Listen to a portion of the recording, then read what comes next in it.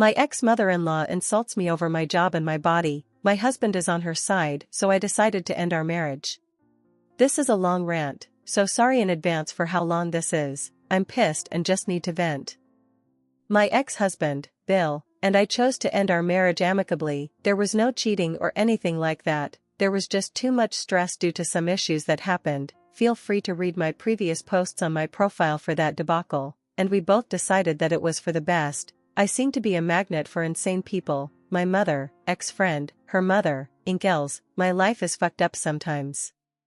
Both of us were feeling the strain and our mental health was taking hits all the time. We argued a lot, even over the pettiest of reasons. Our eldest son, Brandon, was being affected by it. We had stopped going to couples therapy and weren't even sleeping together as much as we used to. I would often sleep in bed and he would sleep on the couch in his office. Bill knew what he was getting into, but he decided after our youngest was born that he couldn't deal with it like he thought.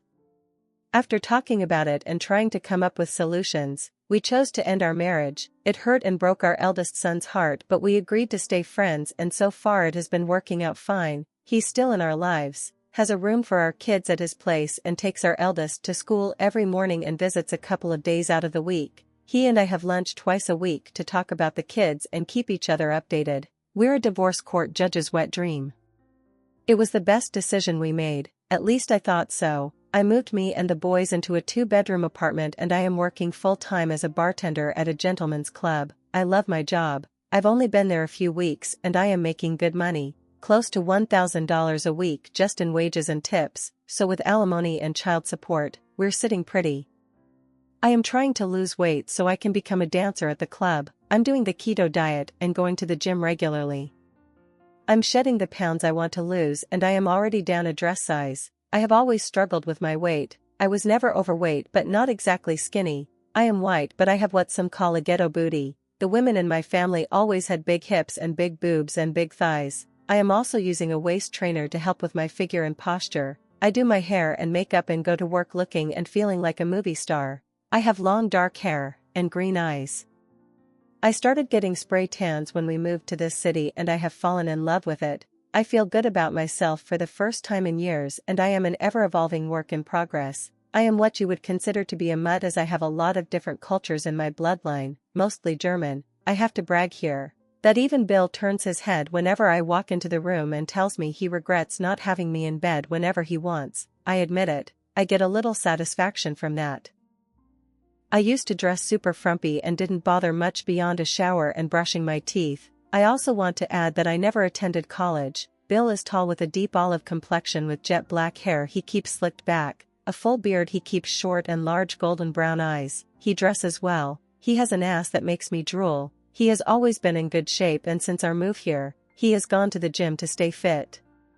He is full-blooded Greek as his parents immigrated to the US right after they got married. His father found success in real estate while his mother maintained the family home. They lived in wealthy comfort in a massive house in Connecticut until they moved to my old state. Their home in my old state is just as massive and considered a mansion. It's on an old plantation that they turned into a beautiful estate. Bill went to college and got his bachelor's and quickly got an internship at his current career which he makes 6 figures at. Maybe I'm biased but he is the perfect man, at least on the surface. Needless to say, I was nowhere in my ex-husband's league but his family welcomed me with open arms. They were the family I always dreamed of having, the opposite of my family in every way. I love them so much and called my in-laws mom and dad. We always got along and talked almost daily. Mil often sent me recipes of Greek dishes for me to learn how to cook for Bill because he loved it. We often went to a little Greek bistro as a family and I make it a point to have our eldest try stuff from Bill's country. You can imagine my surprise when my Mil called me to chastise me about the divorce. She said that if I had been a better wife and lover, Bill would have stayed with me. She said that divorcing him twice was just too great a sin to forgive and I needed to find God and pray for forgiveness for my wicked ways. I reminded her that Bill cheated on me to cause the first divorce and broke things off with me for the second one. I don't know where this was coming from, but she needs to have this talk with her son. She blew up at me saying my new job is tempting sin and that it was the devil's playground and my body would be soiled for her son and he wouldn't want to be with a woman like me. I reminded her that Bill and I divorced and she said I chased him away. She said every picture she received from us since I began bettering myself weren't worth going into her albums because I looked like a whore in them. I got upset and told her it wasn't my looks that were the problem. It was her son's decision, and it was all of the stress from the situation with Karen and my mother that caused it. She said Bill told her that was just one reason and said I wasn't the beautiful, demure woman he married anymore and didn't want to be with a whore, a fucking whore. I started to cry, in disbelief Mil would be so mean to me after she had been so kind to me all of these years. It blindsided me. The club I work at is not a typical strip club. It is a gentleman's club and caters to the higher elite of my city's society. Our prices are not cheap. The dancers are only allowed to show their breasts during private dances. They have to keep their lingerie on while working the poles. I know that isn't standard, but a lot of the dancers prefer it that way. Private parts have to be covered at all times regardless. There is no touching allowed, and a distance of 6 feet is heavily enforced by our bouncers for private dances due to COVID. Lap dances are no longer allowed due to a SA that happened long before I started working there. I know the story and I can share it another time. The stage is protected by a wide barrier that maintains a comfortable 6 feet distance between the dancers and the spectators. My boss is all about safety and doesn't take shit from anyone. Even the customers that think their money is their get-out-jail-free card to treat the dancers and bartenders as they please. He has thrown out several people since I started working there. One man was demanding I show him my tits and to pour liquor on them so he could lick it off. My boss hurled his drunk ass out of the club like a sack of potatoes. Go boss man. He invested millions into the club. He is a good man that provides for his family. His wife is one of our dancers and she is a certified 10, even after having 3 kids. She and I have become good friends and she is giving me tips on how to get in better shape. I adore her. I guess I can understand why Mil would have reservations about my job, but it was no excuse for her to treat me that way. I hung up on her and called Bill and asked him to come over. As soon as he walked in, I confronted him about what his mother said. He assured me that it wasn't true and that he didn't know why Mil said those things. I asked him if he was bitter because of my job and that I had been bettering myself. He said no and that he was happy for me. He called his mother and put her on speakerphone and asked her why she was so cruel to me. Mil got upset, feeling ganged up on, admitted it was a lie but was only looking out for Bill. Bill sighed and said it wasn't appropriate to speak to me like that and said that he was the one who wanted the divorce, not me. He reminded her of all of the hell I had gone through, to which she said that I brought that into their lives. I snapped and reminded her that she brought Karen into my life who put me and my family through hell for the last fucking year. She began crying. Bill looked guilty, like he wanted to apologize for making his mother cry, but he said she should apologize to me for being unkind and holding my past against me. She went silent then hung up. I went to work that night and had a miserable shift. I have horrible butterfingers when I am overly stressed or upset and I broke several bottles of alcohol that night. My boss gave me crap about it and I felt so awful inside that I barely managed to hold it together. He called me to his office after my shift and asked what was up. I explained the situation to him and he apologized. I did tell them about my past so he and his wife understand why I get like I do sometimes. Certain things trigger me. I can't help it. He said it was okay and not to worry about it. He gave me the following night off and said to take a day for myself to calm down. I cried myself to sleep when I got home. Bill came over the next day with flowers and took me to lunch. He said he spoke to FIL. FIL told him that the divorce had been hard for Mil too, and she couldn't stand thinking that her son could be the cause of both divorces and was in complete denial about it, so she pointed the blame at me, using my job as her justification to be so nasty. No way her wonderful son that she raised so well could have strayed so far. FIL did express his disappointment in Bill for taking the easy way out and divorcing me, believing that any couple can overcome their problems with time and healing, but he wasn't going to push the issue. Mil did apologize eventually after talking with Bill. She said she was just frustrated and didn't want to admit or accept that he did anything wrong and assumed I was just trying to make him jealous of other men because of my job and my self-improvement, and she didn't mean anything she said. I told him I needed some time. She didn't apologize to me directly but through Bill, so I don't know if her apology was genuine or if it was to appease him. After thinking about it a while, I decided to forgive her, sort of, but things won't be as they were. Only Bill will now be in charge of sending photos and keeping her updated about the kids, and I asked him not to discuss me at all, not even to say I am doing fine. If she calls me, I won't be picking up. This is the first just no behavior out of her that I have experienced. She welcomed me with open arms into the family, embraced my eldest son and claims him as her grandchild and was always kind to me, never once judging me for my past until now. I don't know what to think or why she decided to be like this. I know people sometimes deserve second chances, but I would rather not give them the option to prove me wrong. So I'll be going no contact with her for a while. He took me home after that. Bill came over to talk to me last night about MIL, and I said I didn't want to discuss it anymore. I made my decision and that I would be sticking to it until I felt ready to talk to her. Bill thinks I'm overreacting and being unreasonable. He said I needed to be more understanding that she is a Catholic that believes divorce is a sin. He acknowledges that it is his fault for the divorce though. Both of them, but he added that I could have made more of an effort to be emotionally invested in our marriage. He then went on to say my job is a problem for her and maybe I should consider looking at something else to make her happy.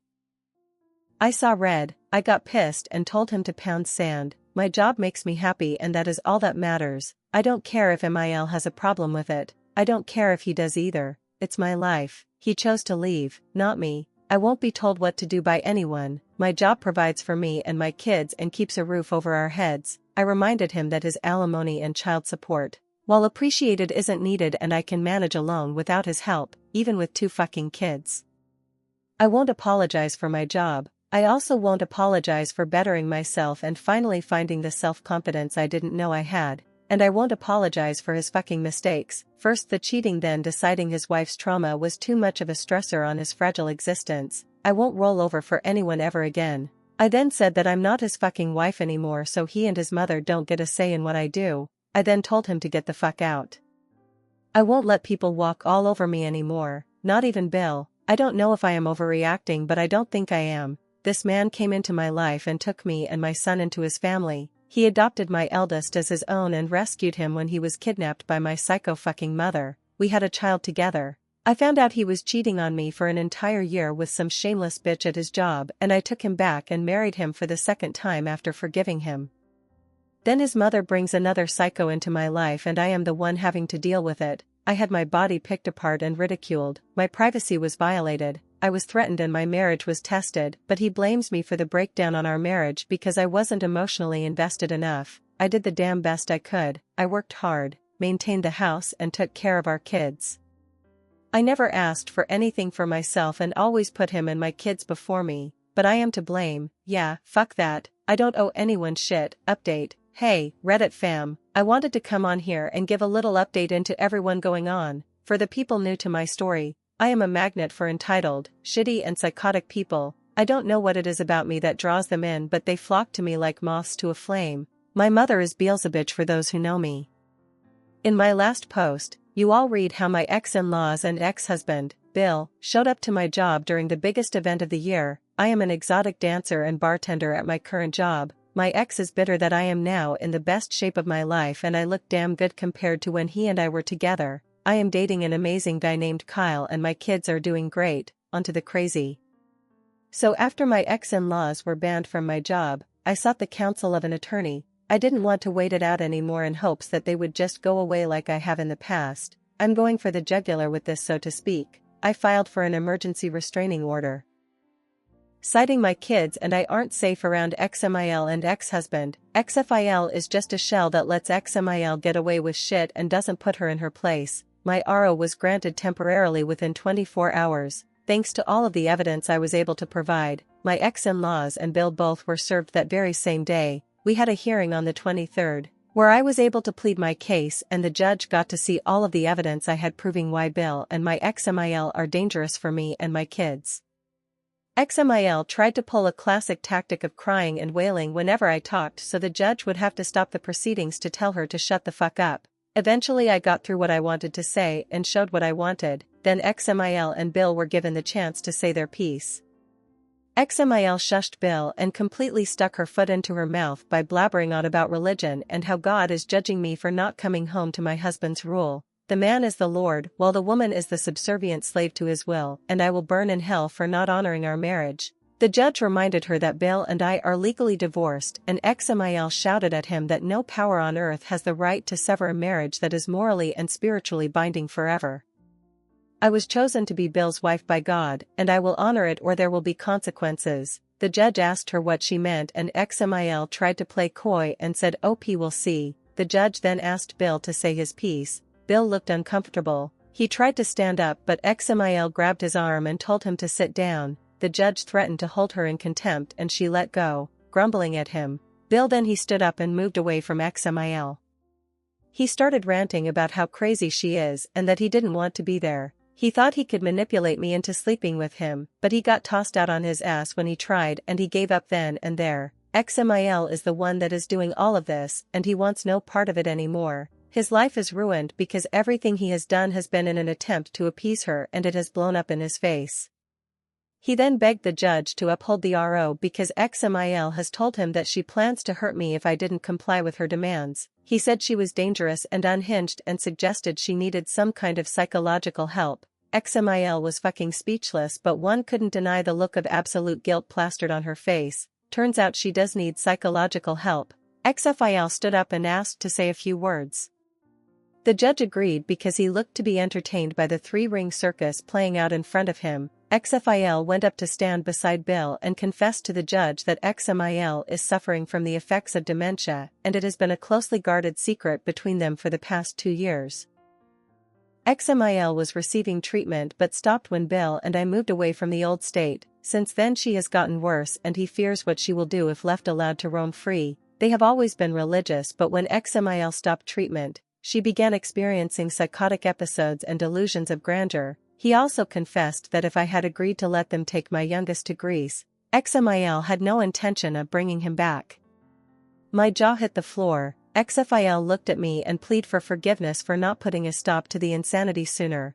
Bill also apologized for the hell he had put me through, stating he had been an idiot and hoped I could forgive him. Everything seemed to fall into place and things made sense. I never mentioned it but I did notice whenever I saw XMIL she would be forgetful, stare off into space. She seemed confused at times and sometimes she didn't know who people were. I thought it was an act to avoid dealing with people. It was then I heard XMIL shrieking. She got up and ran at XFIL and began beating on him until the bailiff pulled her off of him. She was put into cuffs and the judge ordered her to undergo 90 days in a psychiatric treatment facility. She screamed, wailed and kicked as she was carted out of the room.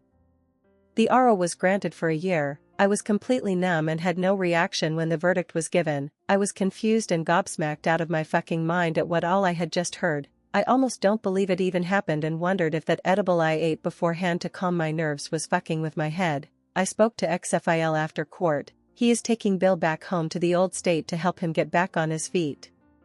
He promised me he and Bill will never bother me again and once XMIL is released, he will ensure she doesn't either. I went home and hugged my kids and we went out to look at Christmas lights that night. Side note, Christmas was great, hope yours was too.